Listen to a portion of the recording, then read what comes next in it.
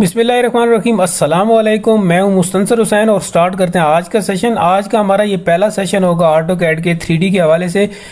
बहुत सारे ईमेल्स और मैसेजेस मुझे आ रहे थे कि 3D के ऊपर काम स्टार्ट करवाएं, 3D के ऊपर काम स्टार्ट करवाएं। तो फिर मैंने सोचा कि उससे पहले कि मैं आपको डायरेक्ट फंक्शनैलिटी पर लाऊं, वर्जन्स पर बात हो जाए तो वो ज़्यादा बेहतर रहेगा। ठीक है, सबसे पहले देखें कि वर्जन अगर आप पुराने यूज़ कर रहे हैं 6, 7, 8, 9, 10 तक भी आप यूज़ कर रहे हैं तो मैं कहता हूं कि उसको आप अनइंस्टॉल कर दें। 11 को भी आप स्किप कर दें, 12 पर आ जाएं। ठीक है, तकरीबन आपकी रैम होनी चाहिए मुझे फॉलो करने के लिए 4 GB। ठीक है, और प्रोसेसर अगर आपका कोर टू डू है तो भी काम चल जाएगा। अगर आपके पास प्रोसेसर अच्छा है यानी कि कोर टू क्वाड है तो फिर आप ऐसे करें कि आप 2014 पर आ जाएं। ठीक है, नेक्स्ट अगर आपके पास रैम लगी हुई है तकरीबन 8 GB तो आप ऐसे करें कि आप 15 को भी छोड़ दें, आप 16 जो है ना वो इंस्टॉल कर लें।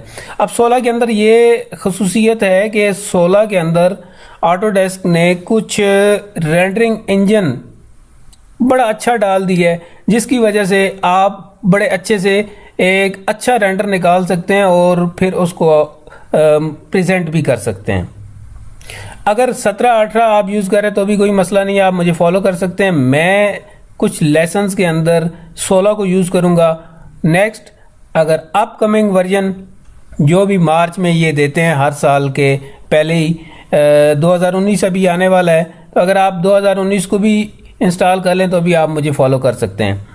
बाकी मैं इसकी डिस्क्रिप्शन के अंदर दे दूँगा एक लिंक, वहाँ से जाकर आप ऑटोडेस्क की जो रिक्वायरमेंट्स हैं वर्जन्स के हवाले से हार्डवेयर की वो आप देख सकते हैं। ठीक है, तो सबसे पहले आप कैड के पुराने यूज़र्स हैं तो आप 12 पर आ जाएं, और अगर आपका हार्डवेयर अच्छा है और आपकी रैम अच्छी है तो आप ऐसे करें कि आप 16 को इंस्टॉल कर लें और उसके बाद मुझे फॉलो करें।